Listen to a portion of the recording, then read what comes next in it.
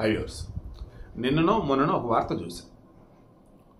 శశికళ అనే ఆమెకి hair dryer వచ్చింది, అంటే జుట్టు ఆరబెట్టుకునేది. పంపింది ఎక్కడి నుంచి అంటే ఫ్రమ్ అడ్రస్ వచ్చేసి వైజాగ్ నుంచి అని ఉంది. బట్ శశికళ లేదు, ఆమె ఫ్రెండ్ అనేటువంటి బసవరాజేశ్వరి ఆమె తీసుకుంది. ఓపెన్ చేయగానే బ్లాస్ట్ అయింది.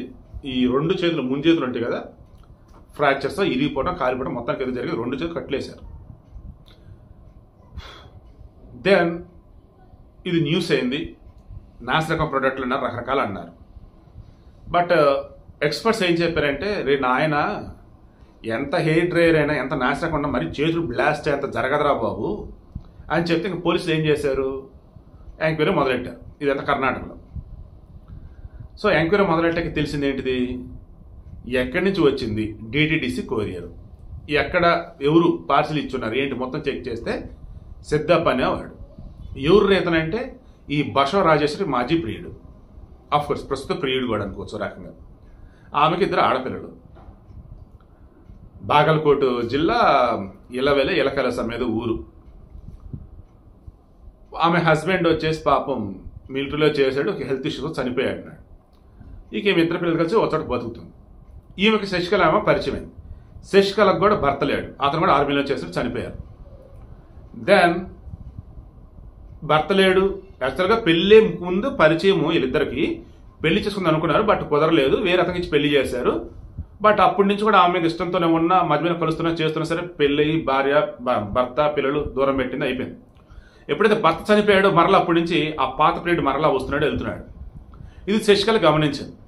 రాజేశ్వరి తప్పు కదా, నీకు ఇద్దరు పిల్లలు ఉన్నారు, ఆడపిల్లలు, అండ్ అతను ఆ రకంగా వస్తూ పోతుండే ఇంటికి ఎలా ఉంటుంది, చుట్టుపక్కల వాళ్ళు కూడా కరెక్ట్ కాదు కదా, ఇబ్బంది పడతావు వద్దు అది అని చెప్తే ఇంకా ఆమె కూడా కరెక్ట్ కదా అనుకుని వాడిని దూరం పెట్టాం.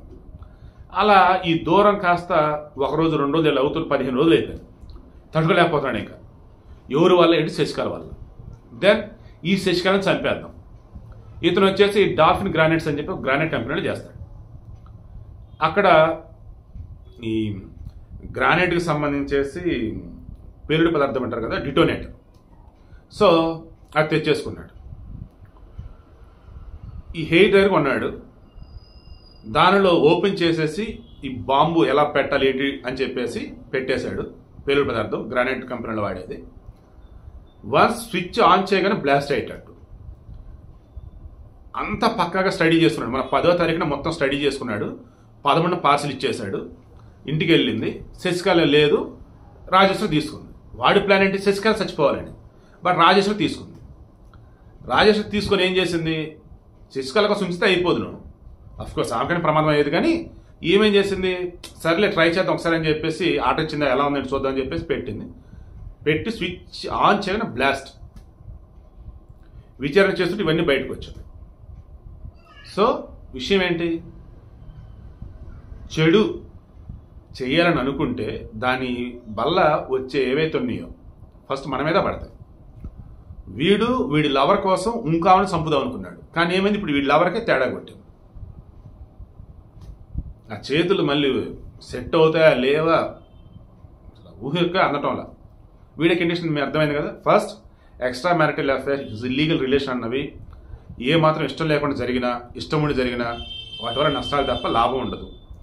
అండ్ ఎవరైనా చంపాలేదని చేయాలని అనుకుంటూ ఉంటే దానివల్ల తిరిగి మళ్ళీ మనకే బొక్కడేది, మనకే నష్టం. సో ఎదుటోళ్ళని సంతోషం ఉంచాలని కోరుకోండి. సంతోషం ఉంచకపోయినా పర్లేదు అనుకుంటే వాళ్ళ దారిని వాళ్ళు వదిలేయండి. అంతే తప్ప చంపాలి హింసించాలన్న ఆలోచన మీకు వచ్చిందంటే దానివల్ల ఫస్ట్ నష్టపోయేది మీరు, మీ వాళ్ళే.